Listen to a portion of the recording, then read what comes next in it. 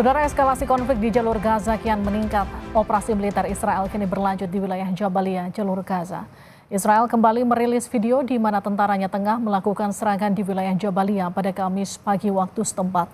Israel mengklaim serangan udaranya telah menargetkan lebih dari 50 target posisi Hamas di seluruh jalur Gaza. Saat ini korban tewas akibat serangan Israel lebih dari 36.000 jiwa dan 81.000 lain mengalami luka.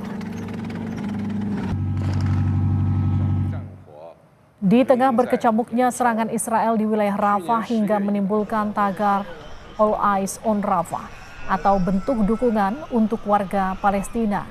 Presiden Tiongkok turut mendukung perdamaian di Timur Tengah dan mengakui Palestina sebagai negara.